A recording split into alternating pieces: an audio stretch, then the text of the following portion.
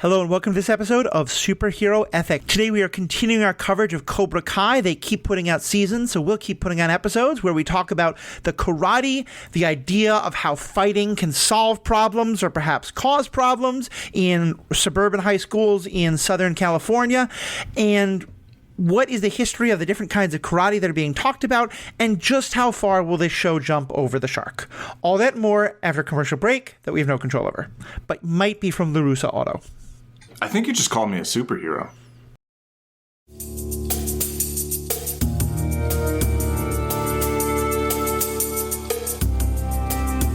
Welcome back. My name is Matthew. I'm your host. I am Paul. I'm your guest. Yes. We're both very fond of declarative statements, particularly when involving our names, and we are here. And Paul, let me ask you this. What was your thought when I messaged you and said, hey, the new season of Cobra Kai is out? It was like, yeah, I'll get around to that. It was like, okay, that's 3 hours or 5 hours, somewhere in there, of like, you know, a mixed bag of laughing, eye rolling, and some action of various qualities. I will say though that this season was, I think, my favorite since the first season. Interesting. Okay, a lot of things I didn't like about this season, but I think it may also be just because I'm just sort of accepting things. We're going to go into all that, but first, Paul, give us a quick summary of what happens this season. All right, so at the end of the last season, Cobra Kai won the All Valley Championship, right? Although I think they won one division and didn't win the other division. No, so the way it worked was there were a certain number of points that you had depending on everything happened. Yeah. So because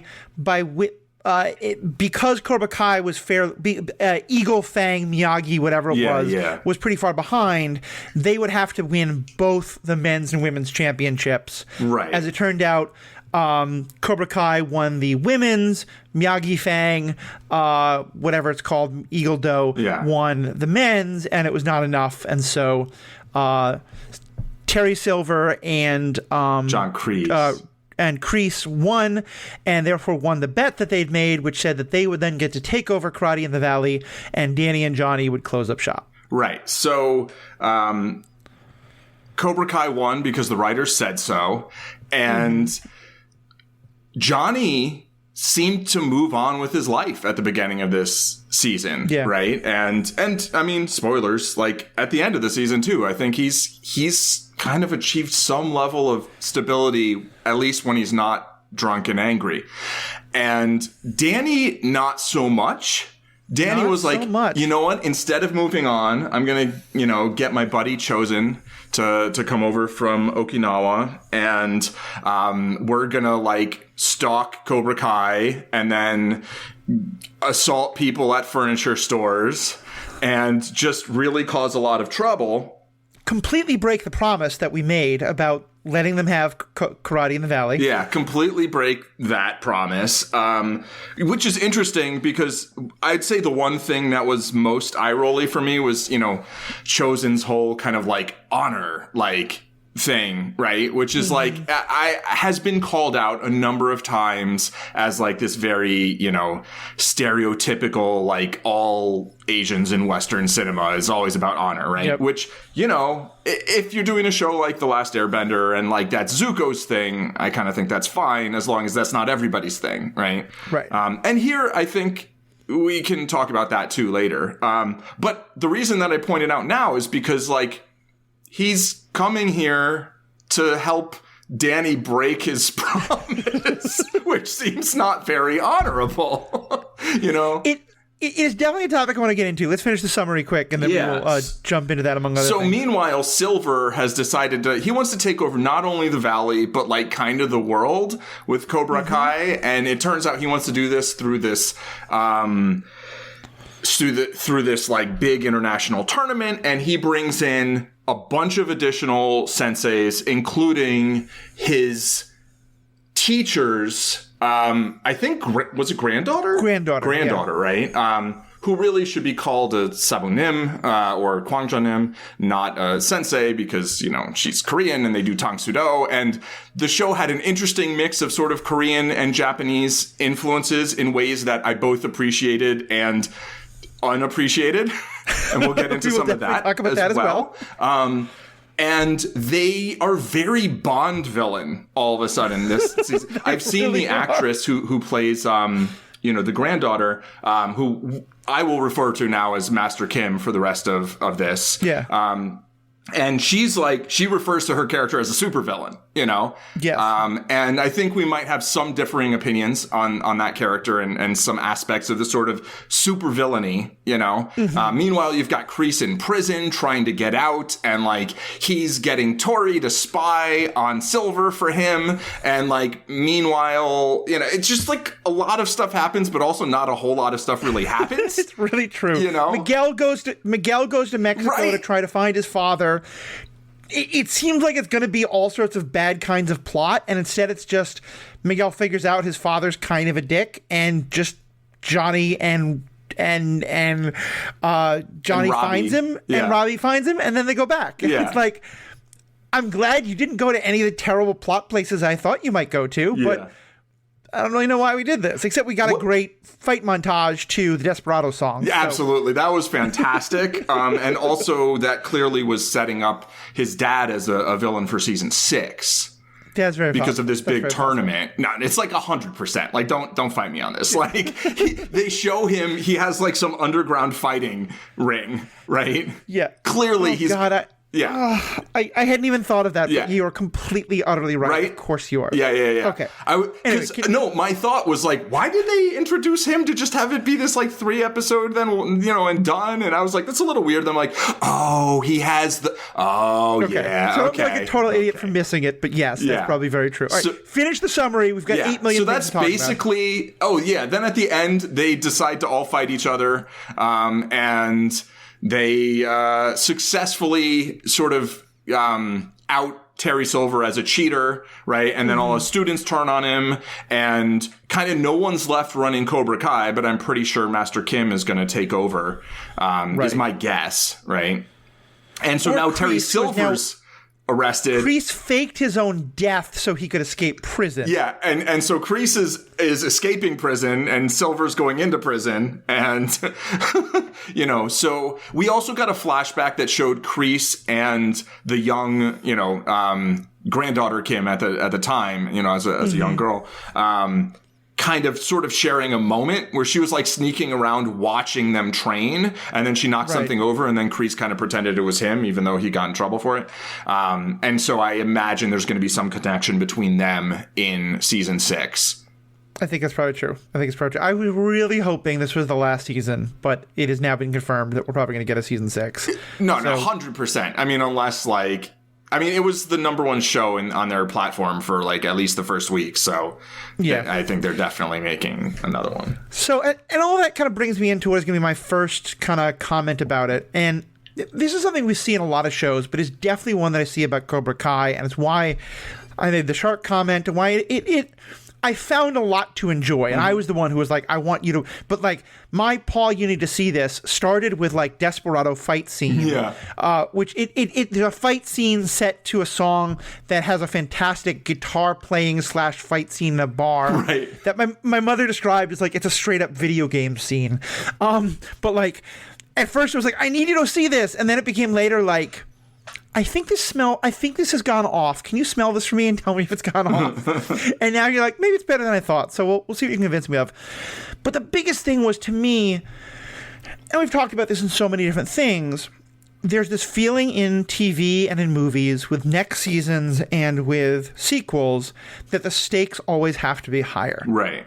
And it was part of why the last couple seasons felt off to me, and this one especially. So the core idea of it always was a small little story about bullying in 1 or 2 high schools and how a karate match could maybe like take care of that. And they keep making things bigger and bigger till here, it's like, I think Silver basically wants to be the McDonald's of karate, like with, as well as like basically he wants to stop wokeism in Gen Z by like teaching them all karate. Like there's a lot of like these kids are too soft today and they need to learn karate and like fix this. Yeah, I think wokeism is a weird choice of word, but there's definitely something. I think that's the word they would use from that perspective. But yes, agreed. It's Kreese has that maybe more than Silver, but the point is, so his goals are huge, and then like you said, all these adults are getting even more into it, and then the fight, like especially between Chosen and Silver, is portrayed as though it's going to be a fight to the death. Mm-hmm. Like they're using deadly weapons. Yeah. And they fake Kreese's death in the beginning of that episode, I think deliberately to set up the idea that characters can actually die in this series. Yes, 100%. And I fully believe that Chosen was probably dying. The fact that then no one like rushed to go take care of him was both really dumb, but it was also like, okay, so clearly he's not going to die. He's like, it's just a flesh wound. But he was like bleeding out face down in a pool of water. Yeah, it's just like, some back muscles. He'll just have a hard time doing pull-up for a while. And like we had like, these kids were fighting like it's West Side Story over who gets to use what rides at the water park. And like the whole thing felt so over the shark to me that I think I could probably go back and watch it and just like, again, like let go of like any need to connect this to reality and just accept that we live in the karate-verse and it's a different world and I can be okay with it. Yeah. Because it is a lot of fun still, but it was just so ridiculous. So first of all, they call it the Miyagi-verse. And they actually, I think, have spin-offs planned. They do. That's what I've heard. But I'd just like to ask, like, what show were you watching the first 4 seasons that this feels like there's a shark that's been jumped? I mean, I feel like the shark got jumped around the time that Miguel got put in a coma. Like, yeah, I think the show was just always ridiculous. It was always this kind of over the top, like maybe season 1, not so much, but like they always had these like knockdown, drag out brawls in places where you're like, where are the police? Like, where's a security guard in the mall? Where are the adults? About, like, suburbia and like all these karate clubs would have been sued out of existence by the time this had all happened, Like, like I said, I think it was Miguel going into a coma. Like, that's when it really, to me, just leapt the shark entirely. The first couple seasons, at least, the stakes were small enough. It's that as the stakes have gotten bigger and bigger, and I'll say, and yes, this started in season 2, and it's just gotten worse and worse. What I loved about this so much was that it was Johnny's story, and that it was looking at the idea that, like, the guy who was a bully and a villain in high school has turned out to be kind of a decent guy. Mm-hmm. And the guy who was the underdog in high school has turned into the bully. Right. And this was just like, by the last couple episodes, this was very much like Danny's like, Vision Quest. This was very much like Danny's like, adventure for enlightenment and understanding and reminding himself that violence is always the answer. So I'm going to disagree. I think this season, and I'm not disagreeing that Johnny got kind of benched here, right? Yeah. Although I will say he got benched in a way that I kind of enjoy insofar as he grew and seemed to, except for in the very last thing where they're like, oh, we're drunk, let's go fight the supervillains while we're drunk. Which, like, they just don't do that. I think so. He largely grew, and he caused Miguel and Robbie to grow in a way as well, right? Yeah. And I really enjoyed all of that. And they also allowed Tori to grow in a way that she had been kind of sputtering in. A lot of shows do this, right? Where they have somewhere they want a character to end up, and they like do like 3 or 4 pump fakes and then finally they go there. Honestly, that's one of my complaints in She-Ra. There's a little bit of that, I think it's definitely true. I feel like, like Zuko's arc in Airbender, like they don't do that to the same extent, I somewhat disagree with you about She-Ra if we're talking about the character. I think we're talking about, let's hold that discussion for a different time. Yeah. I definitely get the idea you mean. And certainly they do that a lot with romances a lot, where it's like they stretch out the will they won't they get together forever. Yeah, but the point is that that's a common trope, right? So I enjoyed that they finally got to the point where they're like, okay, these characters have kind of moved past that to some extent, right? They're finally getting the growth that they've been kind of teasing and working on it. You know, growth isn't necessarily always this sudden thing. And so there is something that can feel real about that. It's just very often, particularly in this show, the times when it doesn't happen feel because that's what the writers wanted in order to get some fight scene or something. And I think I see where you're going. And I guess let me restate it. Because, I did love what Johnny was in it. Because I had felt that the kind of pump fake was they never let Johnny really get over the hump. Yeah. That he always wound up making the same mistakes. And so the fact that this time, like, he discovers that his girlfriend is pregnant, he starts to have a little bit of a panic moment. A couple people yell at him about it. Yeah. And then he figures his shit out. Yeah, he gets it He together. figures his stuff out, and he just is able to kind of move forward with it. Mm-hmm. I really appreciate it. Yeah, it feels earned, right? Yeah, it very much feels earned. I wanted it for him. The fact that, like, again, there's a lot of these, like, drama points not taken. You know, Miguel could have been really upset about it. He wasn't. Mm-hmm. Miguel and Robbie, like, they pump faked them getting friendly again, but I think it felt earned when they finally kind of breached that wall for them, and we'll talk about how they did it. To me, it's... If it had been like, you know what, we can kind of put Johnny on the bench because he's not going to have a big dramatic moment. He's kind of there. We're going to focus more on the kids. I think I would have been really there for that. Mm-hmm. Danny is the character I find least interesting on this show. And I feel like his growth is kind of the same. It just felt more and more kind of like, you know, Johnny Macchio is the big star we have from the past. That's the character everyone Ralph Macchio. Ralph Macchio, Macchio, yeah. I'm listening to my Star Wars podcast. I'm just terrible with names across the board. Yeah. But, like, I don't know. I'm just bored with Danny. And see, to me, that was the two big things of, like, the feeling like the stakes kept getting increased. Yeah. And to the point that, yes, it is not suddenly newly ridiculous. It's just more ridiculous. Yeah. But also that element of, like, I'm done with Danny. Oh, so I agree with you on that. So the way I was going to disagree with you was that I didn't feel like this season was Danny's story. I agree that they did certain things, and particularly setting up the last fight to be him against Silver, and, you know, he's showing kind of like what he learned from before and applying it now. I think Silver was the main character of this season. You know, I think that's fair. I think a lot of the weight was on, you know, what is Cobra Kai doing? It didn't feel like that sort of thing where they show the protagonists 70% of the time and the antagonists 30% of the time. I mean, I would imagine screen time was probably at least similar, you know, but like the actual amount of screen time in Cobra Kai compared to like in any of the Miyagi-Do, Fang, whatever stuff was a lot of the series of this season was within Cobra Kai. And I found that interesting. I think that's true. And I did find it interesting. I think we got a lot of that last season with Kreese too. But I think, like, to me, I guess it said to me, like, if you gave me a Kingpin type version of Silver where you really dive into his motivations and you allow me to feel some understanding for the character, I felt like what we got was an awful lot of him twirling mustaches on screen. And I think that's fair.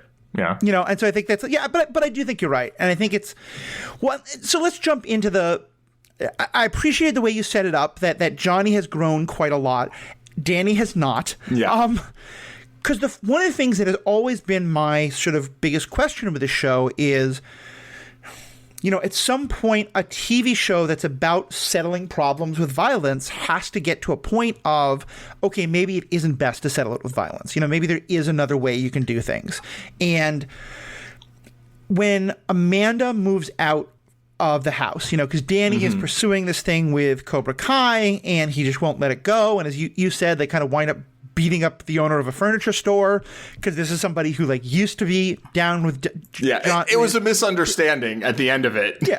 Which is like, okay, sure. Yeah, but he went in, like, super aggro about the whole thing. Yeah, for sure. And, like, Amanda's just like, no, we're done. I'm taking the kids. You've got to sort yourself out. And I was really ready for this to be like Danny coming to understand he's got to let this go, you know, and that, like, if there's other ways to fight Silver, you can do that, but that, like, he's acting like a child and it's time to stop that. And so I was really ready for that story, and I was really excited to see where that story would go. So then when Amanda gets in a bar fight because she goes back home, and then she comes back and is like, nope, violence all the way. Teach our kids to beat everybody up, and you've got to beat up the bad guy too, Danny. I was just like, come on.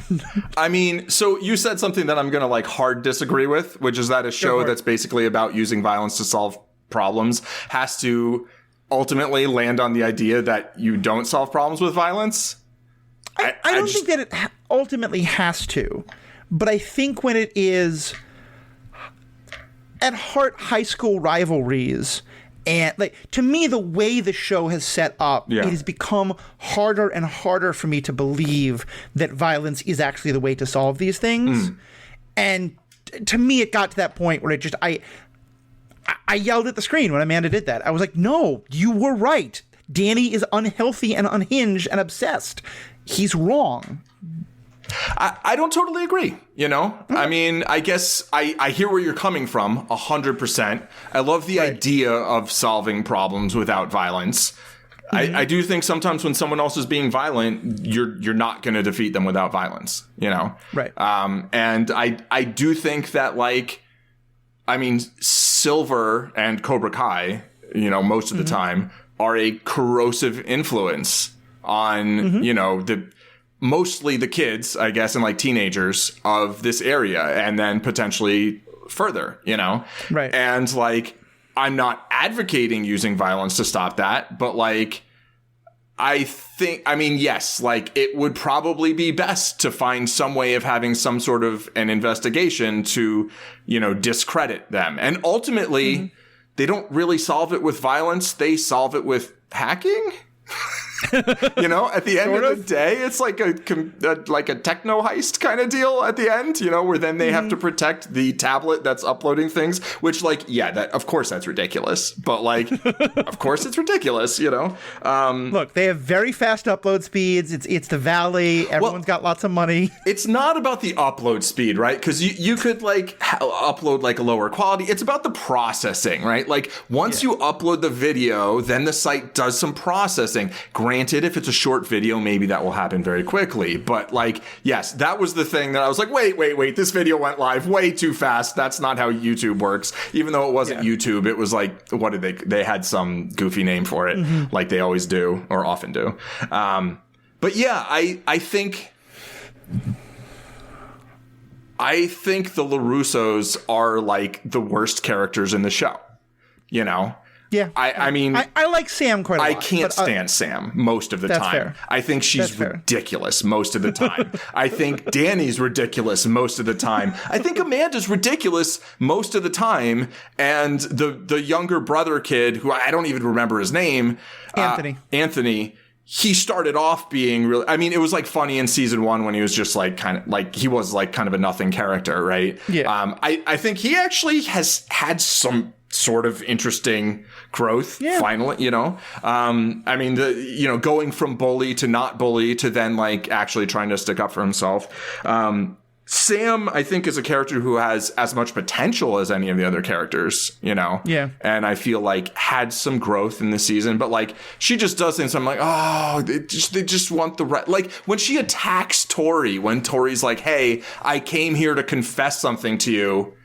And like, she just doesn't even, I was just like, come on. You know, that was like, to me, that was as bad as Danny being Danny in the beginning. I bought that because I bought that she has PTSD of some kind, which is also why I'm like, Danny and Amanda, get your daughter some therapy. Stop telling her to beat her problems up when her trauma is around violence. I also think that I probably like Sam a lot more. Sam is my boss. I like Sam a lot more than you do, because I quite like the teen romance aspects of the show, which I know you are not a fan of. Yeah, hard pass on all that for the most part. I honestly, I do actually enjoy her and Miguel's like chemistry, like the whole love triangle thing. I was so happy they didn't actually pivot back into that. Fully agree. And the idea of like her needing to take, I thought they did it very well this season, of her being like, I need to take some time to myself. This isn't about you, but I need to not be in a relationship right now. Him being like, cool, that makes me sad. I want to see if I can change it, but I'm going to respect you. Yeah. And now there's a pretty girl I'm going to make out with. Right. And like, again, there's all these like the roads not taken, because that could have gone in such bad directions. Like I was like, oh, is Tori going to tell Sam what to do now about like when your boyfriend cheats on you? Right. And instead, Sam was like, no, we were on pause. You had your fun. Yeah.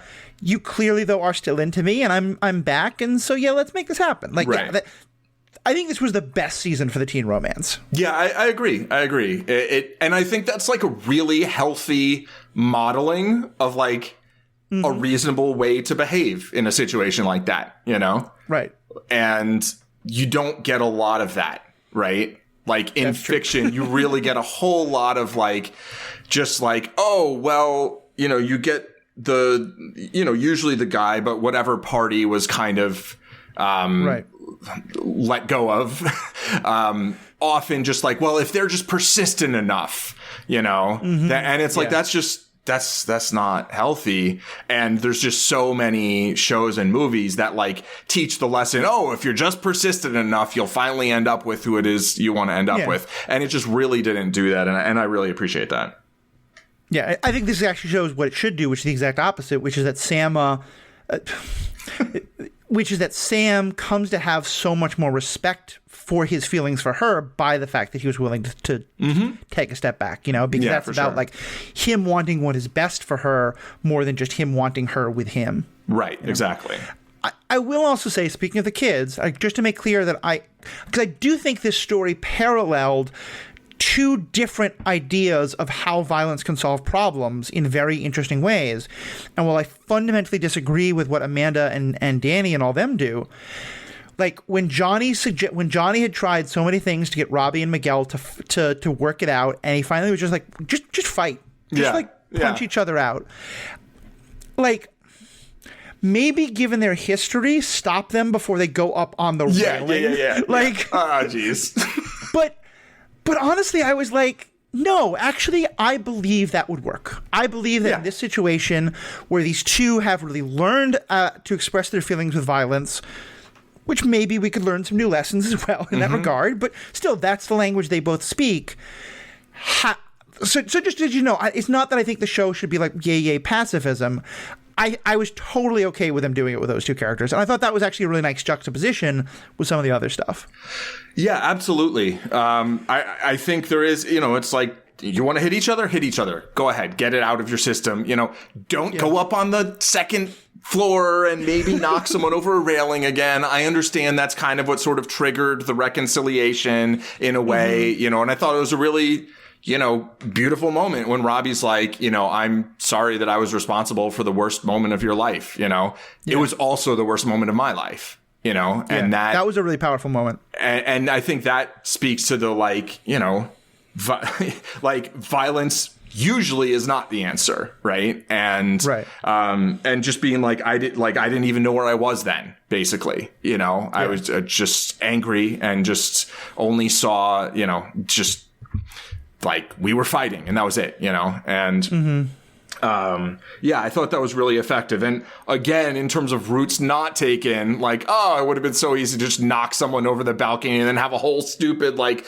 we're back in season 3 again, you know? And it's like, we did that. Okay. Thank you for not really going all the way there. I do just need to say, like, I do think there's some very good writing in this show. I think it says something when some of our best praise for the show is, okay, this was dumb, but they could have gone in this much worse direction, and it's within the writer's range to have gone in that direction, but they did this time. Yeah, for sure, right? It's like it's a kind of a backhanded compliment. For sure. Yeah. Yeah, and I guess for me, it just kind of comes down to this, that, like,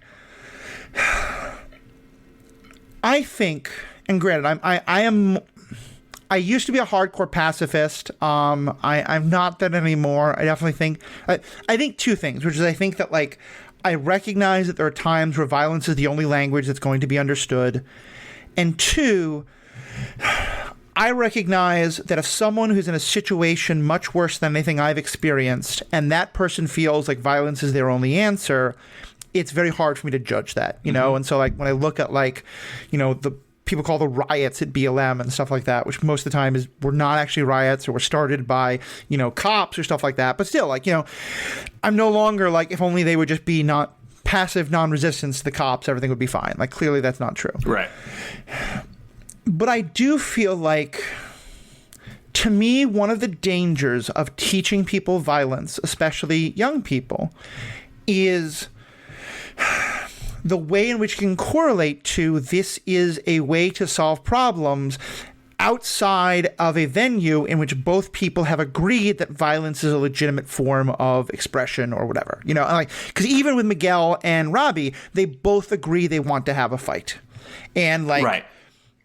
This isn't just my own thoughts. Like, there's lots of data that breaks up, you know, that like, you know, kids who get in the military very young, or like, you know, like people who go straight into like police at 18 or 19, like very high rates of domestic abuse or bar fights or like other things like that of like, and I don't paint martial arts in that realm, because my understanding, in large part from talking with you, is that a large part of a lot of good martial arts programs, at least, is a lot of discussion about like, you know, we are teaching you a way to fight, probably mostly in matches and also in self-defense if you're attacked. But like, we're not teaching 14-year-old you to go out and like, you know, beat up kids for their lunch money and stuff like that. We're going to try and help you learn like the right time to use violence and the right time not to use violence.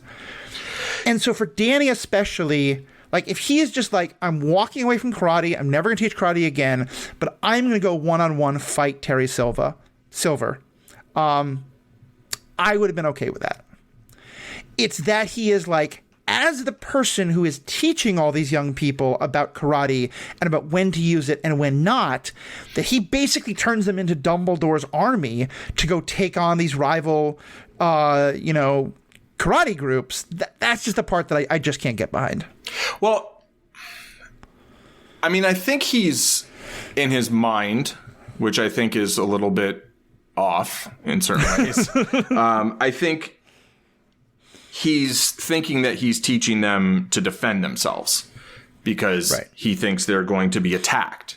And the difference between martial arts and just like learning to fight, right? Like that's a distinction, right? You can learn to fight in a way that is not practicing a martial art, right? And the distinction, the idea is that, you know, you are training in a way that's supposed to kind of help you sort of holistically develop, you know, your body and your mind and, you know, and emotionally as well, right? And that you're only intended to use what you learn in defense of yourself or defense of others, right? That's the idea. You know, there's other systems of fighting that's not so much the ethos, right? And I would say that's the principal divide here. That's what the series is about, really, you know, and I mean, this season more than anything, but, you know, the idea is that this teacher who Silver and Kreese had was kind of a not mainstream martial artist, right? And there's some history there that we can get into, but like the idea is that they're teaching this like strike first, right? Strike hard, you know, show no mercy. That's different from the idea of defend yourself, right? Like the first thing, like Miyagi teaches Danny to block, right? More than anything else, he teaches him to block. And that is, I think, the idea of like what Danny's supposed to be doing. But I agree with you that the show has kind of an awkward way of like, well, how do you then like, it's like he's not playing defense in this. He says he is, right? In his mind he is, because he's like, oh, well, Silver's trying to do this aggressive thing, so I'm trying to protect people. And it's like, but it's like proactive defense, which is kind of strike first-ish, you know? But like, it doesn't go well for him early on, you know? And it's like, it goes bad. And then he does kind of like learn the lesson of like, okay, this isn't worth it. This isn't the way I should go about things.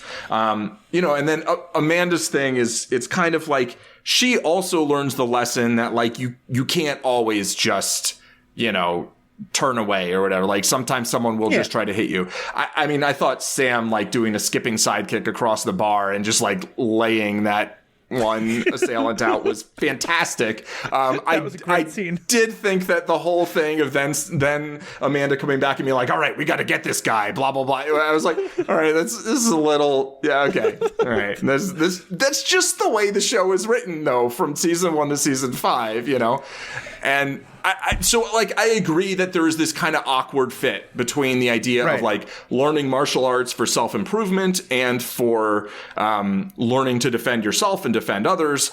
And then like, how does that actually fit into, you know, living in the world, right? And dealing with this large problem that it's like, well, if you're trying to deal with it, you're actually being proactive, and it's like, are you being defensive or are you being aggressive? I don't know. It's a show that lacks the subtlety to like really explore that in a deeper way, which is, you know, on the one hand disappointing, on the other hand, like, what do we expect really? And I think maybe that I think allows me to really coalesce what it is I'm trying to get at, which is that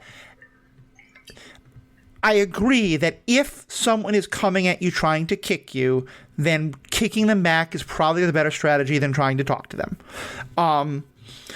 It's that, and every season the show wants me to believe that when I say the stakes, that the stakes of only physical violence will solve this problem have gotten bigger and bigger. Right. And it's always harder and harder for me to believe that. Right. And to me, I fundamentally believe that in any kind of universe where suburbs exist, someone like Silver, who's creating this like franchise kind of martial arts that's turning these kids into bullies, like parents are going to start noticing. Parents are going to start like having petitions of like the kids who go to this dojo, who go to this, you know, karate school are beating the rest of our kids up and are also like being super rude to us as parents and like whatever it is.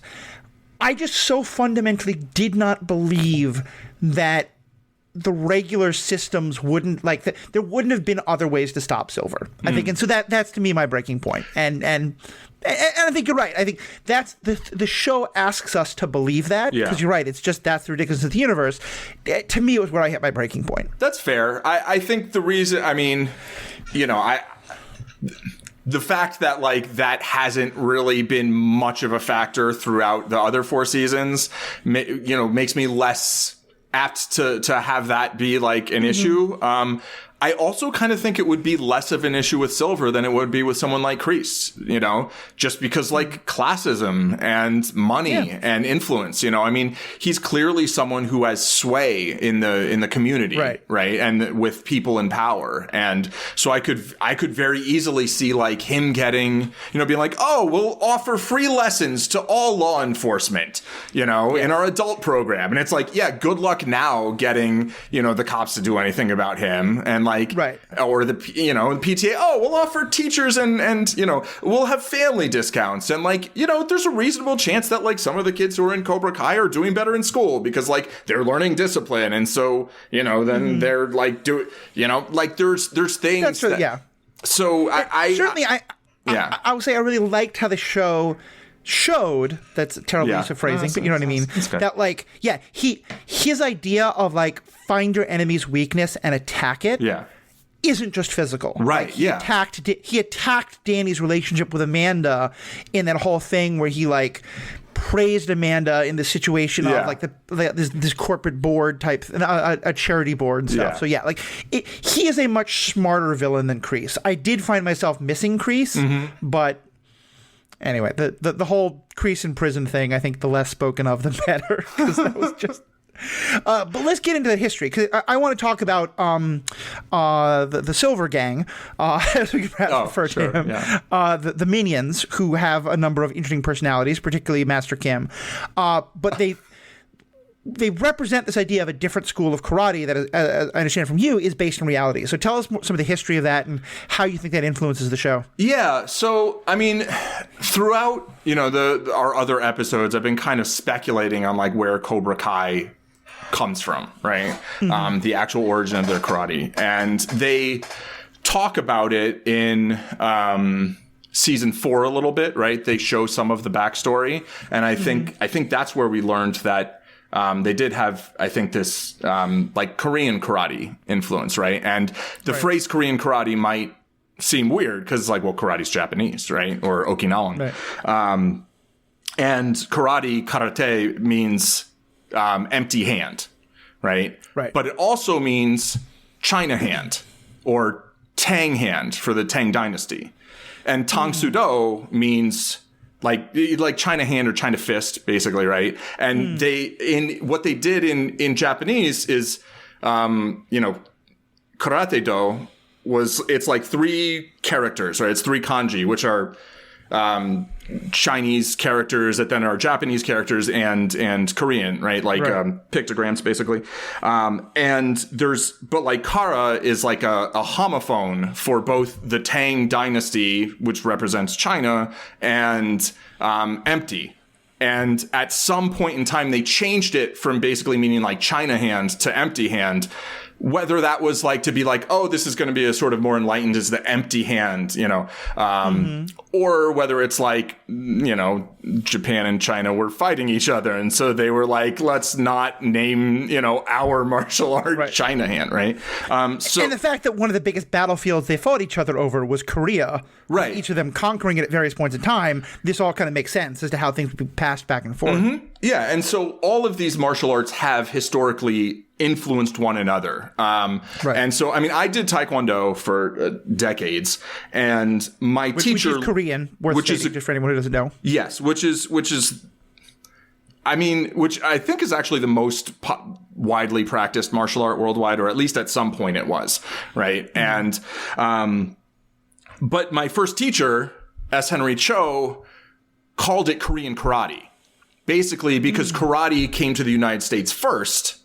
And so people knew the word karate. So he just called it Korean karate. And I think Junri and some others called it that. Right. And I'm not sure whether he was specifically Tang Sudo or what. But basically, there were like there were like 9 kwans. And like some of them were called Tang Sudo and like some of them aren't. And then like they became Taekwondo. Right. But then some still call it Tang Sudo and some don't. And it's like yeah, you're making an expression, which is like, it kind of sums up like, it's all very complicated, right? But the idea is that there are many sort of subsects within any given martial art, right? And sub-arts, and then each teacher kind of has their own style. And the idea here is that this one teacher was this, Korean master of... I mean, they call it Tang Sudo, right? But like that is connected to karate, and it's actually written the same way. That's what's written on their uniforms.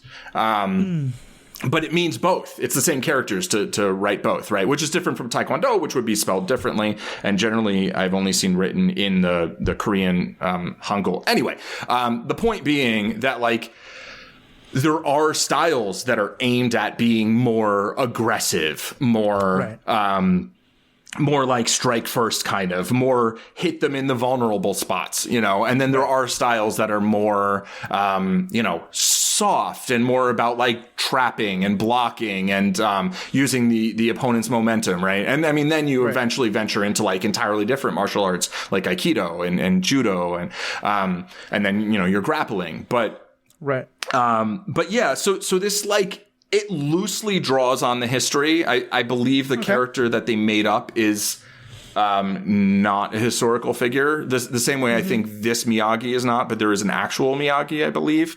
And so, they kind of touch on the history in a way that is interesting to me, and then they use...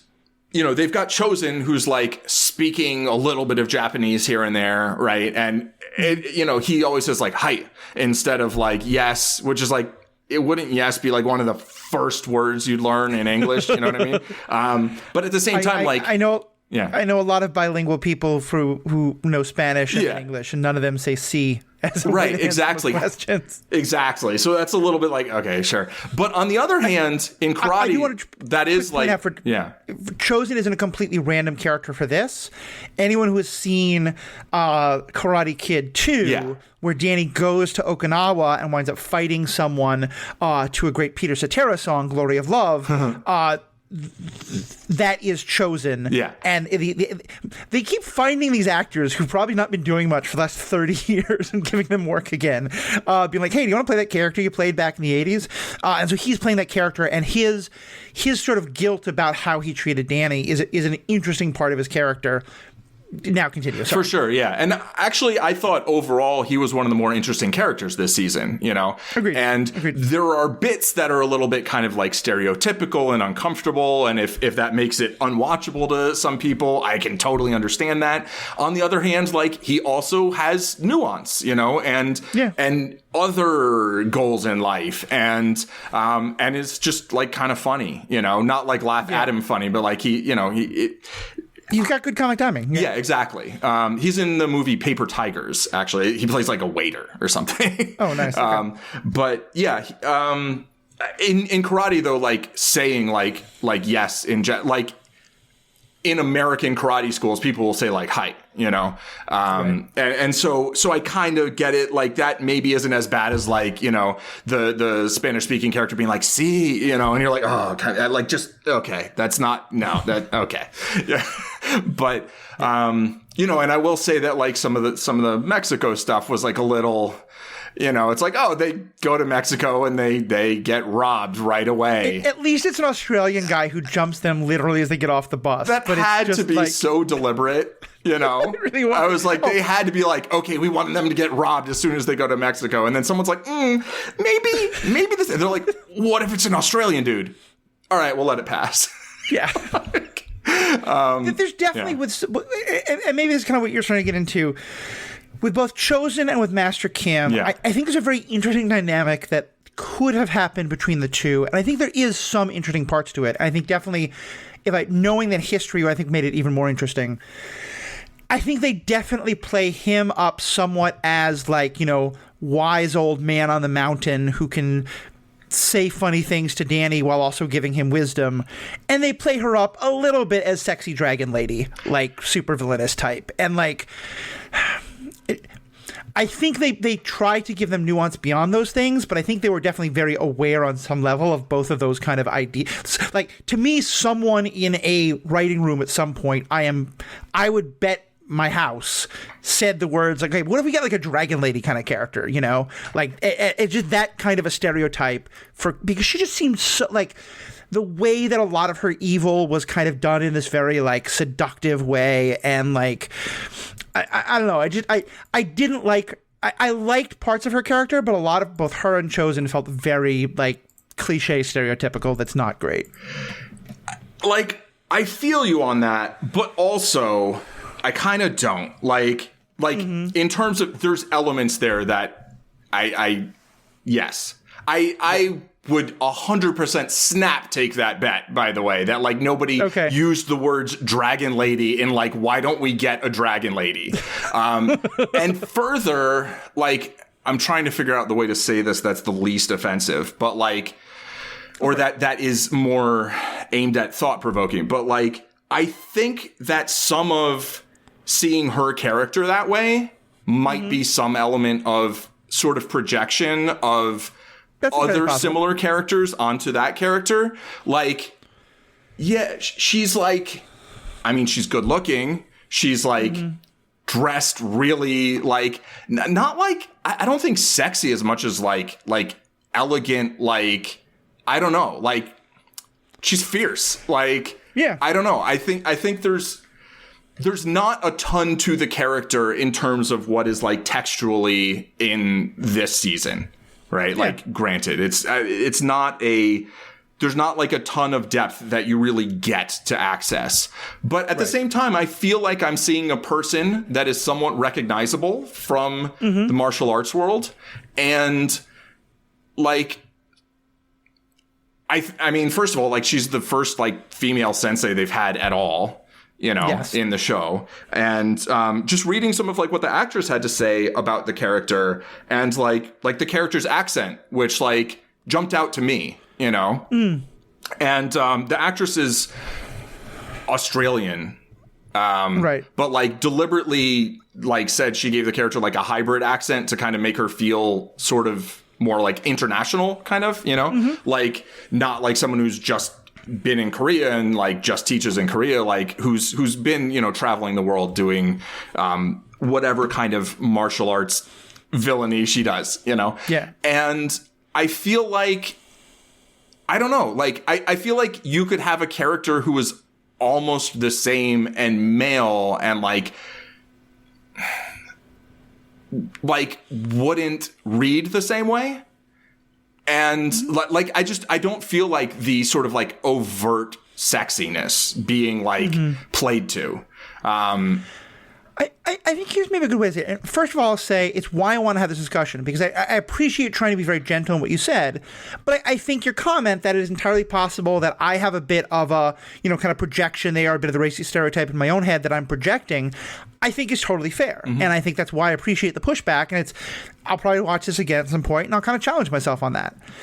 I think, though, it's kind of like going back to the Mexico thing, where, like, you know, to me, I think part of the kind of awareness that we're kind of asking for from writers these days somewhat is if you're writing a character that may well be projected on because it is falling very much into a stereotype that's been used in a lot of really bad ways, yeah, it's fair to say you're going to challenge your audience to see this person differently, but I also think it's incumbent upon the writer to kind of push that too. You know, like, it is possible that you can get off on a bus in any new area and get jumped. You know, that's a thing that definitely happens in bus stations around the world.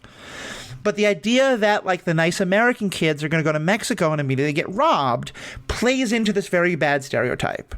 And so, yeah, they did something to show, like, look, we're not saying every time you go to Mexico you're going to get jumped. Look, it's an Australian. It's not a Mexican person who's doing that. And I kind of I wished we'd had more of that. You know, I wish, especially because, like, I definitely felt like there was a flirtation between her and Silver that just felt like totally unneeded. Yeah, I didn't feel that at all. Okay, I thought, like, the situation where they were going, where, like, the drunken crew, which I have some definite thoughts on as well, came in and attacked them, felt very much like a date kind of a thing, where I was like, I don't want these two to hook up, please. Okay, well, I don't want the drunk guys to attack them, but, like, either one is better. That's better still. I just think, like, because, yeah, I think you're right that I probably am projecting it to some extent. But I also think it's a projection that enough people are going to make that I wish the writers had given her more, had done more to show more nuance, so that it was clear that they were like, that they were aware of that stereotype and like, yeah, no, but look, but there's more going on here. I think in part because I had such problems believing her motivation. Like, you know, I guess she, like, buys into this whole franchise idea that he has. And I appreciate that she was very like, you're not going to give me orders. But it still made very little sense to me what she was doing and why. Yeah. Okay. So to speak to, all right, there's several things I want to address there. One, the overall premise of, like, Terry Silver thinks he's the one who can, like, make this tournament all of a sudden, like, popular. Like, there's promoters all over the world. Martial arts have been a huge deal for like 50 years. This is ridiculous. Like, granted, 100%. Second, I do think, I mean, 100%, I wish that they'd given her a lot more. I'm optimistic that will happen to some extent in the next season, because I think she's clearly in line to take over Cobra Kai. And so I think she will be a principal character in that regard. She was also the only one of these, like, other senseis who really had much going on, right? Right. And I didn't feel any kind of, like, chemistry or, like, tension between her, and the tension I felt was, like, objective. It was like, what, you know, can you help me achieve my objectives? Like, I'm trying to do this thing. And it was really fun to see her be the one who would finally call him out a bit and be like, yeah, exactly. And I will actually just read a quote that from the actress, where she like didn't know what she was auditioning for, and then when she found out, she was excited, and she said, you know, playing a baddie can be delicious, and I'm vigilant about not being reduced to a stereotype, as I've experienced the early roles of my career, and was fortunate that the creators were ambitious about crafting something real and layered. And so, like, that's how the actress perceives this role, right? Which to me is important. I will say, I don't believe that the writing team necessarily has the chops to go all that deep you know, or maybe they do and that's just not how they like to do things.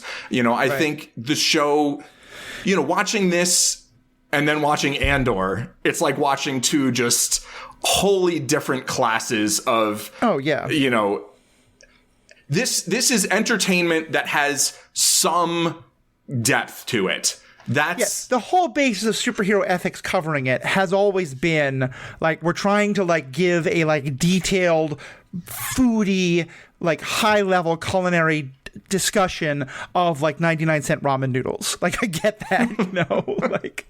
It's funny because 99-cent ramen noodles sound both expensive because you used to be able to get them so much cheaper. And then now I'm like, where would I get my noodle for?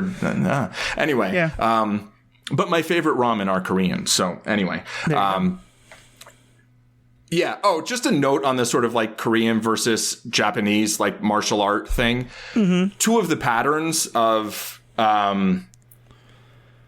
traditional Taekwondo, which is what I practiced, are Moon Mu, who there's a quote about something like, I want to be buried here with my body facing that way so that I can always protect our shores from the foreign invaders.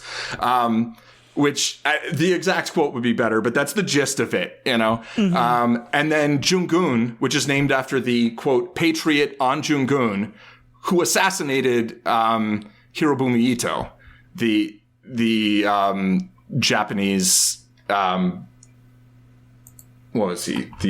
Wait, the former prime minister was assassinated like earlier this year? No. This was in 1909. This was the. Okay. Yeah, which I was thinking of when, like, you know, when more recently, the more recent Japanese prime minister was assassinated, and that was the first assassination, I believe, since Hirobumi Ito in 1909. But like, they named a pattern after the assassin. You know? Yeah. Like, we don't teach the John Wilkes Booth School of Shooting. Right. So that's like a definite thing. Exactly. And I mean, but like, you know, if the South was its own country, like maybe they would. You know what I mean? That's possible. But it's like, you know, there was this history of imperialism, right? And very much. And so you can have, you know, each side can look at the other as some sort of a villain, right? And I mean, I would say that, you know, militaristically, you know, the Japanese imperial army was, you know, the villain in that instance. But at the same time, you know, like, generally assassinations are usually not, you know, I don't know. Sometimes they are. I mean, yeah. Anyway, I won't go too deep into that. But there's a lot that I'm not going to say because I don't want to get NSA flagged. But yeah, go. Oh, or I thought right. I was going to mention my great uncle. I think actually at a different point we should do an episode on the ethics of assassination. Sure, because it's one that I am honestly like. There's a part of me that's like, of course you can't do that. You can't have functioning governments if you do that. But it's also like, if a group of 5 50-year-old men decide to go to war, why do we kill 20,000 18-year-olds instead of those 5 men? Right. You know, like, yeah, 100%. There's discussion to be had there. Yeah. But that's another episode. Right, exactly. The point being that there's, you know, some tension between Japan and Korea historically, right? And especially within martial arts. And, you know, the founder of Taekwondo, General Choi, he lived in Japan for some period during, you know, the occupation and learned Shotokan, you know, karate. It was like a 2nd degree black belt in that, and then came back to Korea and then created Taekwondo with various other leaders of the, you know, the 9 Kwans. And, there was a point. Like, it was really interesting to me, you know, as a martial artist, as a practitioner of Korean martial arts, seeing they were then using some of the Korean terminology that you would use in a dojang, right? Which is like Korean for dojo, basically, right? Right.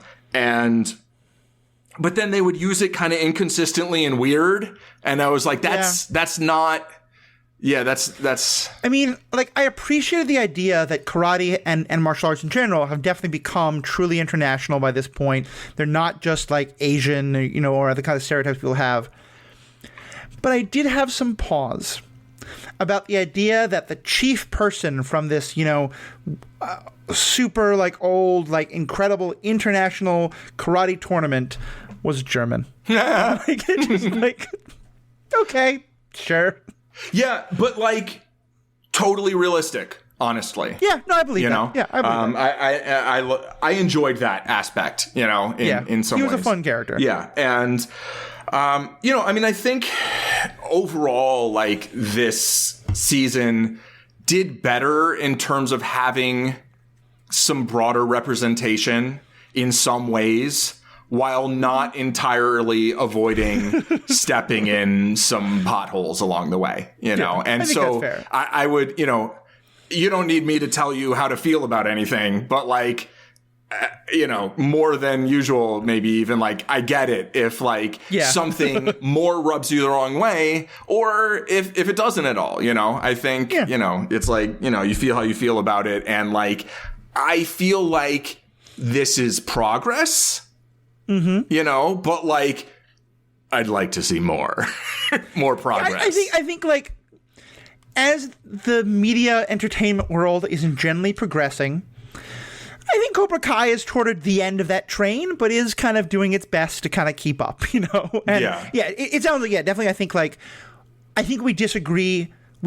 We don't see eye to eye over the degree of problems that were had, but I think we're both on the same page about like some of the stereotypes and stuff that we used. And I will also say that's one that definitely I'd like to hear from my audience from. I did see some creators, particularly Asian or Asian American, talking about some of the issues, and that's where the Dragon Lady phrase that I was using came from. I mean, I've heard it before. Sure. But I do want to say my understanding is that it is a term that is acceptable to use when talking about when it is a problematic stereotype. But if it's a term that people at this point find offensive, please, of course, let me know, and I'll try to take that into account for further discussions. Speaking of which, though, we have a final discussion we're going to do after the ad break that is connected to The Karate Kid, as well as all sort of fight movies and superhero movies and type things. But The Karate Kid has them. But Paul, do you have any other last comments or things about Zen Madman that you want to tell us? Not really, I guess. I guess I want to mention something that's like totally kind of unrelated, but sort of related. Go for it. That Xolo Maridueña, that Miguel, he's going to play the Blue Beetle. Oh, that's awesome. Yeah, so I'm looking forward to that. And I don't know, is that going to be like the first like major superhero film with like a Latino lead? Like, I can't think of any. Am I missing something? I think so. Like, we've had on TV a number of Latino stars, and I think it may well be.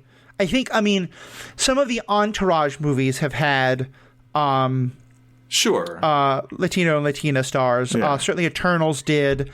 I'm pretty sure Birds of Prey did. Yeah. Well, they choose a cop, not a superhero, really. Yeah. But it's like a title character. Yeah. I mean, I guess the Eternals, they're all title characters, but like, you know. Right. Yeah. No, I think that is one of the first. And then I think Blue Beetle is an interesting character as well, Jaime Reyes. Yeah. No, and I think that I'm looking. I do think there are a lot of wonderful actors in this show, and I would love to see. I'm glad to see Miguel's getting some roles. I would love for William Zabka to get some quick career renaissance, because I think he is acting the hell out of this part. Yeah, for sure. I think they're not always giving him the most range, but some seasons they're really giving him a lot. I think the last couple definitely. Yeah. And that growth. Well, for more on all this kind of stuff, of course, check out Paul and I podcast about these things all the time. We even talk about, sometimes I have other guests. Paul is definitely not a host. Totally not a host. Guest from time to time. You can find us on theethicalpanda.com. That's where you can find all these podcasts, as well as all the Star Wars podcasts. We're currently doing episode-by-episode coverage of Andor that we're having a lot of fun with. We're really enjoying that. We have some great guests lining up, I believe, including next week. Every Wednesday night at 8:30 p.m. Eastern, you can see us live record the show on Twitch, twitch.tv/ZenMadman. You can also go to both Paul and I have Discords, and of course, all the ways to find us on social media, because as I said, we really, really love feedback. We're going to read some feedback in a second, and it's going to take us into one more of our the best three that we can think of at the moment kind of questions, because we don't believe in top threes. We don't believe in favorites. At least I've been told we don't. We believe you can believe in whatever you want. I mean, that's fine. That's fine. Paul's been challenging my beliefs since high school, so we're going to keep on doing that. Anyway, all that more after a quick commercial break, and then we'll be right back. Hello, and welcome to LaRusso Automotive. Never mind. Welcome back, everybody. So, as I said, we love feedback, and Paul and I got into a really interesting discussion a couple episodes back about training montages, and it was starting with the idea of how characters like Rey are sometimes seen by people as being like, oh, I don't believe that they would have these powers, and that a lot of times that comes from a place of sexism or other things, but the Paul was making an interesting point of that part of it's because we didn't really see Rey get a training montage, and that is sometimes a reason why, like, it can help and things like that. And I have some pushback on that, and we can discuss it a little bit more. But Dylan Diggs, who's been a big fan of this show, as well as a lot of the other Stranded Panda shows, haven't mentioned a bit, but the show is part of the Stranded Panda podcast network. Lots of great shows there. And Dylan Diggs wrote in to say, I wanted to reach out mostly because I was just listening to your Stinger episode where you talked about some of the questions regarding whether folks should feel that characters, particularly female characters, should have to go through at least some kind of training to demonstrate their mastery of powers. This was particularly we discussed in the light of Rey, who is the subject of both good faith criticisms and some that are sexist, and often sadly the loudest. Without going too much into my feelings on that question, parentheses, I like Rey, but I feel like a lot of the other characters and actors were underserved by lazy writing at times and other factors in the sequel series. I did want to write in because my wife and I just saw The Woman King. While the movie had some historical liberties with the history of the kingdom represented in the film, that is somewhat of an understatement. There's been a lot of controversy about that one. But then Dylan continues, what historical epic hasn't, though? The movie was half training montage of a 19-year-old becoming one of those female warriors. It worked fantastically because not only were we able to see the Agoge, the all-female military unit, be badasses when they fought, seeing how they got to that point made it all the more impressive. I think Paul made a good point to that effect about training montages as to how they show the journey that character took. Now, all of our stories can't be about skill building, and appreciate that at times that's not what a storyteller wants to tell. However, I would love in future Star Wars media to really drill down on what it takes to be a Jedi. We've only seen glimpses on films. The books were a bit better, such as the Jedi Apprentice chapter books I read as a kid, and they did a good job with some episodes with the Clone Wars, but what I wouldn't give to see them really dig into it with the Jedi. That's all. Thanks. Dylan, thank you so much. I definitely have some thoughts on your feedback, some disagreement, some agreement, and I'm sure Paul, they will have a lot of thoughts as well. But first, I just want to say, as always, thank you so much for writing. Thank you so much for listening, and thank you so much for writing in, because that's really what makes these episodes a lot of fun. Yeah, thanks for that. I will definitely check out The Woman King when it is available in my house. And I look forward to it much more now, hearing that description of it. Yep. I do want to quickly just mention the sort of historical questions that have come up around it. Yeah. It's tangential, but I think it's worth saying. And I will say I've not followed this issue, but a lot of great creators on TikTok and Twitter have. My understanding is that the characters who it is portraying as heroic examples of like awesome African women were very incredible warriors. They conquered and captured a lot of people, and my understanding were that on the African side of it, they were a large part of their group sold quite a lot of their captives into slavery, and the film not dealing with that and sort of making this group heroes has brought it under quite a lot of critique and criticism. I don't know the details. I want to learn more about it. I haven't seen the movie yet. I want to read more about it. That's not for us to get into, but I just want to kind of throw that tangential thing out there. That seems potentially problematic. But I will try and watch the movie in its own light and then add whatever historical context afterwards. But yeah, that whole slavery thing, that was very bad. Still is if you include incarceration and prison labor. And there was like $1 charge on my license plate when I moved to Nevada. And it basically says prison labor. And I'm like it says like it's a $1 fee for like basically having prisoners do make the license plate. And like, I'm sure they're not paying the prisoners so you're $1. charging me a fee for the fact that you criminally undercharged the workers who made this. Underpaid, yes. Yeah, exactly. Yeah, it was very upsetting. Okay. Anyway. Moving along. Yeah, so I don't think, like, it's not like every single character has to go through some specific training in order to demonstrate, like, on screen, right? It's when you have a young character who's supposed to be acquiring these powers or learning them, when I really want to see that, you know? I'm going to give a very light spoiler for Rings of Power. Which is, references a character who's in Lord of the Rings, Galadriel, who is just such a badass. Like, I don't need to see a training montage of how she became a badass, because you already told me she's hundreds of years old. And, like, I didn't need to see Legolas train, right? It's like, no, this is someone who spent hundreds of years perfecting their craft. I don't need to be... like, that doesn't have to be her story, right? Yeah. Whereas when I watch something like The Queen's Gambit, seeing, that story, which I'll reference in a moment, like, that's the story of how a young girl becomes a young woman who is amazing at a thing. And that journey is like very well developed and shown, and so it's some of it has to do with, like, there's different types of stories, right?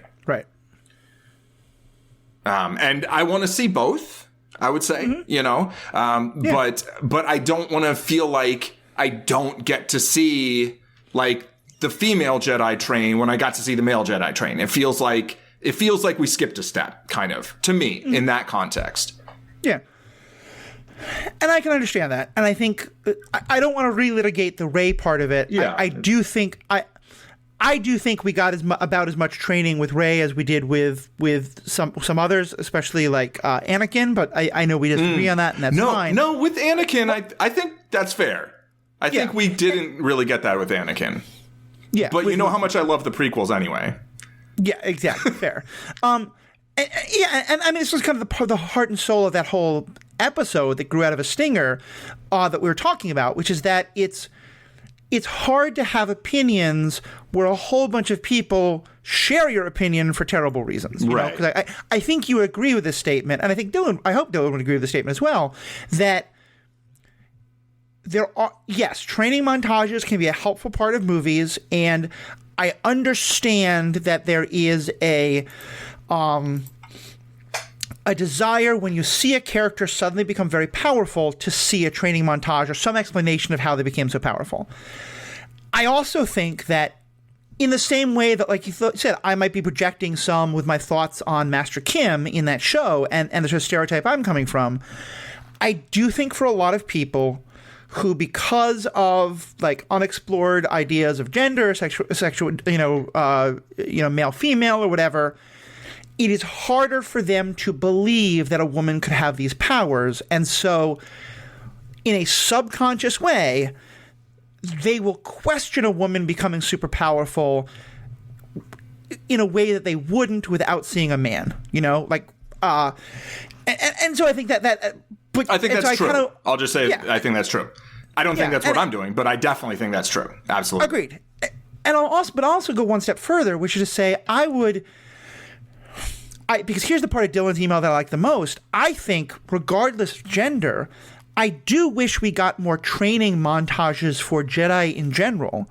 Because I think it's fascinating. And if you give me another Andor level show or even a Kenobi level show set among like Padawans in, the High Republic days, I'm all in. I would love that show. I think one of the reasons why I think people are frustrated often with the stories of Jedi in training. And like I said, I think the sexism is why it is more directed at Rey, but I think it can be directed at all of these characters, is that I feel like George Lucas and now Disney have never answered one fundamental question, which is, are great Jedis born or are great Jedis made? Because on some level, I feel like part of what they've always been saying is, yes, anyone who's force sensitive, who does the right things, can become a good Jedi. But also, if you are part of one of these great bloodlines, and like, you know, Anakin, and you're this like, you know, immaculate conception of the Force, and then his children, or Palpatine and then his descendants, that on some level you just are so instinctually good with the Force that you don't need the years and years and years of training that someone like Obi-Wan did. And I feel like they've leaned in both directions, but they've never actually committed to that or away from it, or to this, like, they sort of did with the midichlorians, but then I think we've mostly abandoned that because it's stupid. But like, to me, I think that's one of the reasons why there's always more of a hunger to like, not even show training scenes, but to tell us, like, just say like, wow, it's amazing. You don't need training. It must be because you're, you know, super special, whatever, you know? I mean, I think to some extent it's like maybe they haven't answered it, but like the answer kind of like has to be both. Yeah. You know, because like that's how like everything works, right? Like everything is a mixture of like how you started and then what work you put in to get better, right? Like any skill, different people have different starting points. Different people have different learning curves with the exact same instruction and doing the exact same practice. And it seems like that's like one of those it's like athletic ability, right? Yeah. Like some of these people are born with amazing athletic ability, but then, you know, if you also do a lot of training, then you'll become just epically great at it. If you don't do any training, you'll be, you know, who knows, right? Right. Like, and that's part of why I love that you keep mentioning Queen's Gambit as such a good example, because Queen's Gambit, I feel like she's 100% a prodigy. Yeah. She's 100% a prodigy. Yeah. Prodigy. Yeah. But so I think it says that like if she didn't have just this natural mental understanding of the game and of space and all these kind of things, she could never become great. Right. But then also she had to really work and train, both to train at chess, but also to overcome her mental demons to be like, and so yeah, it's she is an incredibly holistic character because they give us all of that. Exactly. And I've had many opportunities to kind of offer my rewrites of the Star Wars movies. Yeah. I think if you just put in two scenes, one of which is Luke saying to Rey during The Last Jedi, you know, you scare me because you have an understanding of the Force that most Jedi would have to train their whole lives to have. You know, like acknowledge that. And then later have when Yoda is talking to Luke and Luke is like, yeah, maybe I failed Rey, but she scared me because people shouldn't have that kind of power. And Yoda is like, how many years of training did you have with me? Right. You know, like 6 days did you train? Right. You know, and like kind of acknowledging that like, yeah, Luke was also very, very kind of naturally born to it. So. Yeah. And I mean, because of power creep, basically what we were talking about is like escalating stakes. Like, you know, they definitely, that happened movie to movie, you know? Yeah. Like the Jedi in the Old Republic were more powerful than like Vader in the original trilogy. Right. But they're not supposed to be, you know? Yeah. But anyway. Yeah. Anyway, well, we're on this subject of kind of training montages and stuff like that. So thank you so much, Dylan, for that. Oh, do you have one more thing? I just want to say one more thing about what it takes to be a Jedi and the training. And I do think that the best example in Star Wars of not so much just like the training, which I think actually Ezra is a really good example in Rebels, but just of like the arc of going from Padawan to Jedi to I am not a Jedi is Ahsoka, you know? Yes, very, very much so. I mean, I think she really has the best kind of, we get to see that transition the most, I think, in terms of like how the power grows, but also how, you know, the maturity and understanding how to use the power grows as well. And also, I think that is one of the best, I think actually the best illustration we've gotten from it, we've gotten of Force training is in the Darth Bane books, where Darth Bane spends most of the first, about like half of the first book at a Sith training academy. Yeah. And it really does go into like both the classes he takes, but also like the way he learns and also all the power dynamics among the students. And like, yeah, it's not Make Jedi. That a series. Yeah, like, I mean, that was such a well-done book. The author had no idea how to write women characters, and it's painful. You want to talk about femme fatale, bad writing. But yeah, other than that, it's really good. So let's now use that to transition. We're often going to do our, like, as you said, it's not our top 3. It's the 3 of the best we can think of in this moment, while also having a couple hours to prepare. But it's kind of three of our favorites. And the question for tonight is training montages. So, Paul, do you want to go first with your 3, or do you want to read one and I'll do one? I'll just rattle mine off because I've already talked about 2 of them before, and maybe I even mentioned all 3 of these. But they're not montages; they're series, actually, and it's about training extended over an entire series. And one's the Queen's Gambit. So you've taken the Danny LaRusso approach to this question. I have. Like you've offered a question. I'd said, that's an interesting question. Now let me say something that is related to that question without directly answering it. Okay, that's fine. I think training montages can be great, but I would rather see I would see scenes, right? Yes, I think it's also fair. Where it's not just music and then they're showing, they're doing this stuff. It's like, to me, there's an extent to which a montage is a little bit of kind of lazy writing, you know? I might have watched an episode of something last night where I was like, you could have written dialogue for these characters, but that would have taken more effort. But anyway, the Queen's Gambit, just the whole series is all about this journey from being a prodigy to an exceptionally skilled person, right? And that's a journey of thousands, tens of thousands of hours. And I just think it does a fantastic job of that. To underscore your point earlier about how, you'll often get people who can't accept female characters being great at a thing that they don't think women can be great at. You still get people complaining about this show. Oh, a woman could never be that good at chess, which is absurd, right? I mean, there have been female chess players who are amazing. Judith Polgar, to name one. Actually, the woman who was referenced in the scene about only playing against women, the Soviet woman there, was it? I should have her name here, but I don't. She actually sued Netflix because that was not true. She did play against men and beat men, some of the greatest players of her time. And so, if anything you want to complain about the series, it actually undersold the accomplishments of real women chess players. That's amazing. But so I just think that show does a great job of that. You still get people making, a girl couldn't be that good. It's like, shut up. And then like Galadriel, like if somebody's like, oh, how's she so powerful? It's like, dude, you've got a problem. You've got a problem. Like no one, we don't, I'm rewatching Bad Batch. We don't ever need to see a training scene for Fennec Shand. Right. Exactly. Ming-Na Wen is amazing. Fennec Shand is amazing. Right. She's a freaking assassin. Like just deal with it. Okay. It's not hard to understand. Avatar: The Last Airbender has training montages within it, but the whole series is basically the journey of going from being an airbender to being an avatar who can bend all the elements. And along the way, Katara also has her journey of going from being, a sort of nascent waterbender who can like bring a little bit of water up to like get her brother's hair wet to like, being a master waterbender. Right. And then Zuko also has actually just Zuko on the mountaintop, like, why do you hate me? Like trying to get struck by lightning. Like that's like a highlight there, and like that's a whole training episode as well, right? With the learning to redirect lightning. And so like that whole show, I just think does training in just an elevated way. That's legit. That's really legit.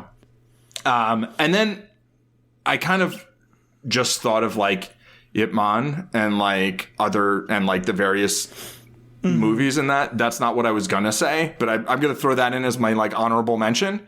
Because it's literally about a martial arts master teacher, and it's there's stuff directly about that. But I think, like in the first Ip Man movie, I think there's definitely a training montage scene where he's training the workers at that factory that keeps getting attacked. Yeah, there is. Yeah, so most of the movies have like some sort of montage somewhere in there. But then I was gonna actually say Arrow. Like the show Arrow, I think really does a good job of showing like, first of all, how I was going to call him Stephen Amell, showing how a stuntman learns to act. over the course of several seasons of television. Of how Oliver Queen goes from being just like some playboy basically to learning a lot of skills, and then also teaching those skills, and how, spoilers for the series, but like how his sister learns all these skills, and how Roy learns all these skills. And I just think it does a really good job of actually showing people learn over time. And I mean, it might not be exactly targeted at me, but like all those shirtless like salmon ladder workouts, like I know that was appreciated by a great many folks. And I believe the salmon ladder became part of, like, there's some like American Warrior show like that, American Ninja Warrior, that I think a salmon run is now a part of that because of that show or something like that. Yeah, I'm not sure which one came first, but it is definitely the salmon ladder is a big part of that. Yes. and of both things, yeah.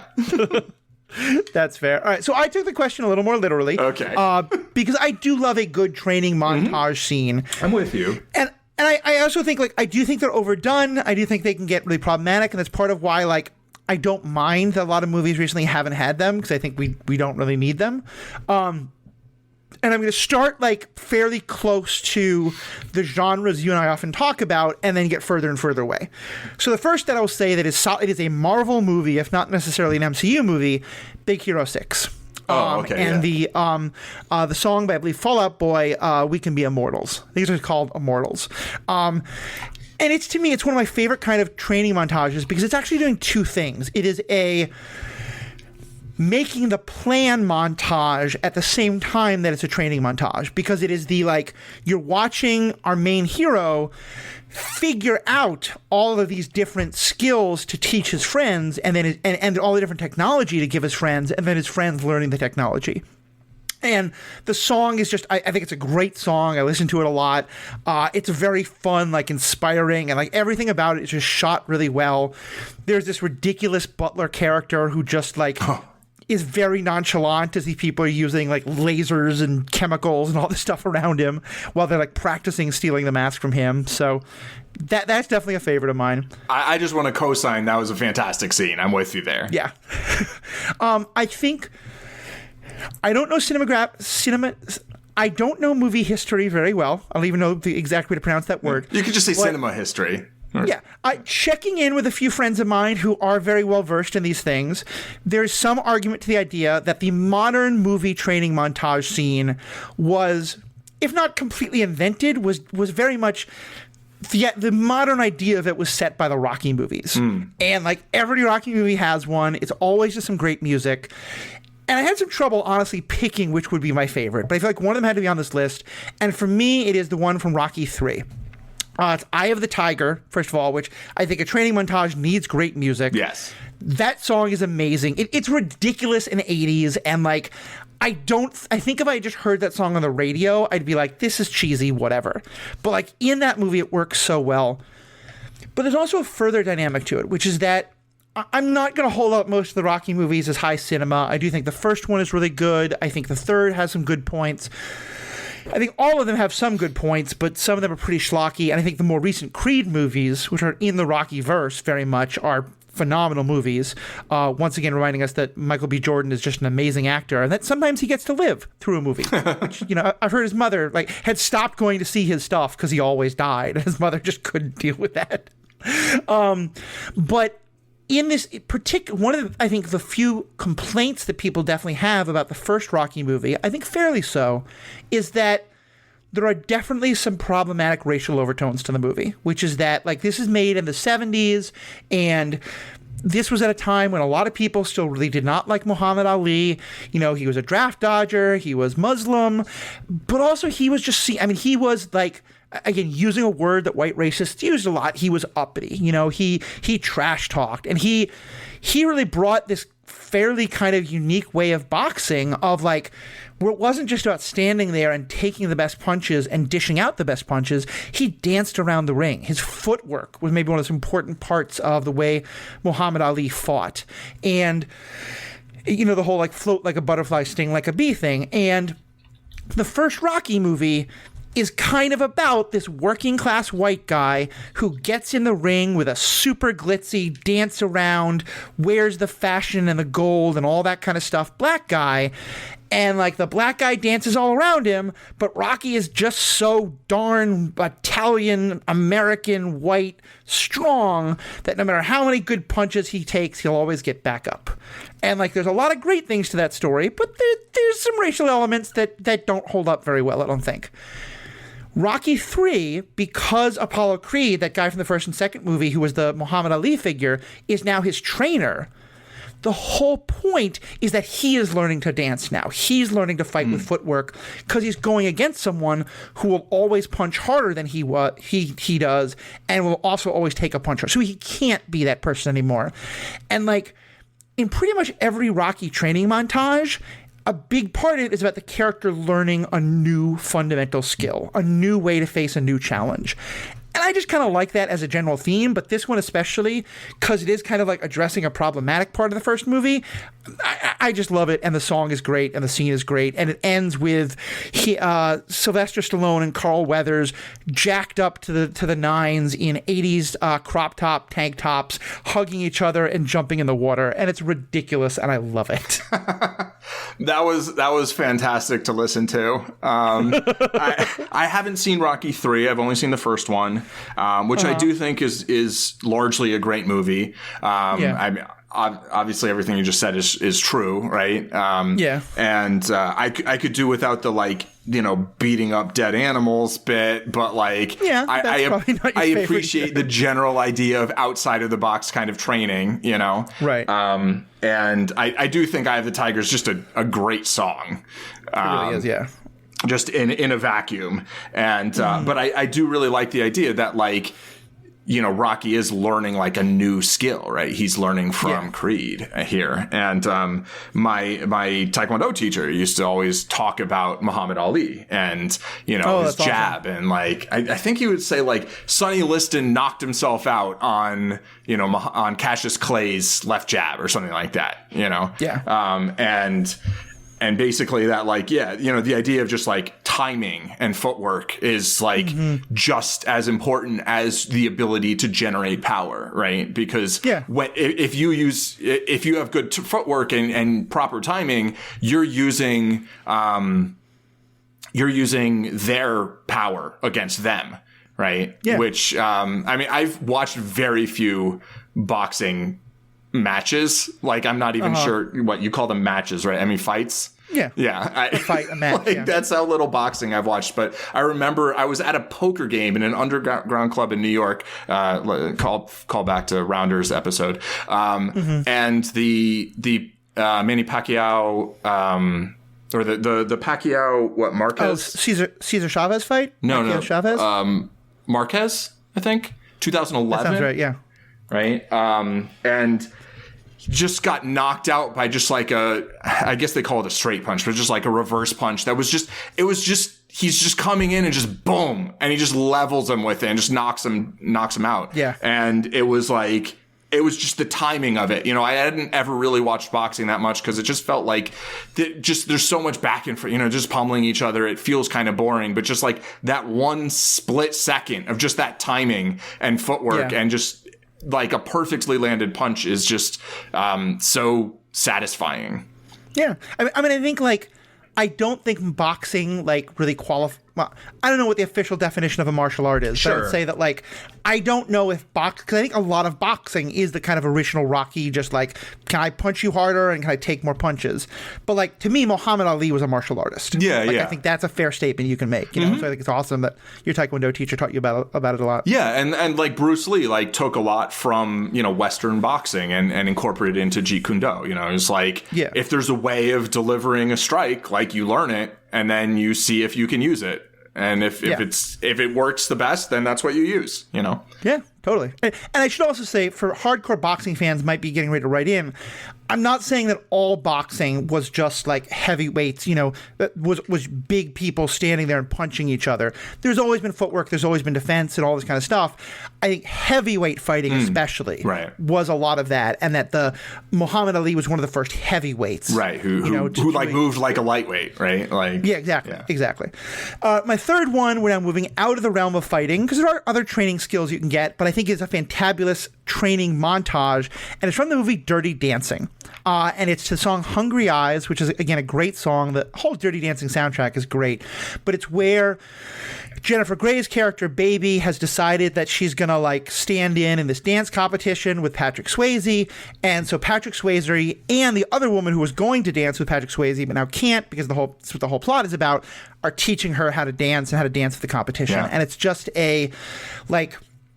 it's a really well done montage, because I truly feel that, like, I see her progress over the course of it, and, like, they do a lot of great things where, like, first they're like, because the actors were not trained dancers, and this is not the age where, like, you like, I think they learned a lot of the dancing themselves, but some of it was also, like, other people. And so they do there's some great shots where, like, to show the best footwork, it's just a shot from their knees down. So it doesn't look like they're trying to not show their faces. It looks like they're trying to do some cool effect about the footwork. But I do think a lot of it was them themselves. Patrick Swayze was a dancer, by the way. Was he? Oh, okay. Oh, yeah, cool. yeah. He was like a dance instructor, I think, actually, before. Oh, that's awesome. Yeah, okay. Yeah. I think Jennifer Grey was an actress who could dance, kind of like. So I think he probably went on that same Steve Amell, his career is his training montage of learning to act. But just everything about it, like, there's a wonderful dynamic among the three of them that I think certainly inspired a number of, like, future unicorns, because it's the two older people teaching her to dance in this very, like, hands-on, like, it's a scene. There's a lot going on in it, but just, like, everything about it, and, like, you can see her moments of getting frustrated and, like, kind of walking away, and then, like, later in the montage she does the exact same move and gets it right. Like, they clearly just put so much thought into that scene that it is definitely in my top 3. Yeah, I mean, I will say that movie is actually a great childhood memory for me. That's awesome. My mom, like, analyzed the crap out of it. Oh, cool. Like, she was a film editor, and she wanted to go into production. And so her and her friend were like, this was a movie that had a really low budget and made a ton of money, was really successful based on this really small budget. And so they're kind of like, how did they do this? And also liked the movie. So first of all, that movie's about abortion access. I just want to throw that out there. Very much so. Which is like the reason. Yeah. The reason why the woman can't dance with him is because she needs an abortion. Right. Which she needs to get in, like, an illegal underground clinic because it's criminalized, right, at the time. And yeah, so I just think it's a great movie. It's a great scene. It's the most Jewish movie I've ever seen that never says the word Jewish. Right. Yes. They're vacationing in the Catskills. Yeah. The announcer tries to convince kids to play baseball by saying, "Don't you want your kids to be the next Sandy Koufax?" Right. Everything about it is Jewish. It just never says the word. Yeah, I didn't actually realize how Jewish that movie was until seeing The Marvelous Mrs. Maisel, which they're, like, at a resort that's kind of similar. Oh, yeah. And then I'm like, oh, okay, yeah, I get it. Okay, yeah. And then I looked into it. I'm like, oh, yeah, that makes sense, A lot of the great Jewish stand-up comedians, like Benny Goodman and people like that, got their start there on what was called the Borscht Belt. Right. Yeah, that was the name of those resorts. That's fantastic. And I will say I actually did practice some of those things. Like, the only dancing I've ever actually practiced was that lift thing with a friend. So, like, that's how much, like, we watched that movie back then. I do remember one high school party where you ran into the middle of a dance floor and started headbanging. Yeah, but, moshing is I've seen you sort of dance. Yeah, that's fair. That's something else. Well, definitely please play this bit for your mom, because I would love to hear her analysis of that montage, because I'm wondering how much I'm projecting. I'll just also quickly run through my other honorable mentions. One is The Matrix, where honestly I don't really remember the music to it, but just the, like, particularly because it's like the whole point is that the skills themselves just get downloaded into his head, but he has to learn to trust himself. And so it's really about like not just gaining the skills, but learning to utilize the skills. And the way it's framed, that they keep like cutting to other training bits, but the main thing is, can he land a punch on Morpheus? Right. And like that's the start and the middle and the end of the montage. Do you believe So that's air you're breathing? Yeah. And the last one is, and here they do have lyrics that explain exactly what's happening in the training montage. Be a Man from the movie Mulan, which is Mulan's training montage played by Ming-Na Wen. So Ming-Na Wen does have a training montage, even if it's not Fennec Shand. Fennec Shand. Yeah. So, or Melinda May, right? I mean, she doesn't need to like, if ever a character just walks on screen and you just believe that she could do what she can do, it's like basically any character played by Ming-Na Wen. Yeah, basically. Including Chun-Li in Street Fighter. Yeah. I have not seen that movie, but I will take your word for it. All right, so I think that now gives us a 40-minute stinger that we can probably wrap up. Nice. Last comment. Another bonus episode stinger. Except we didn't get anything really deep. We just talked about training montages. All right. Well, Paul, unless you have any last words? I'm good. It's been real. Last words. Go train.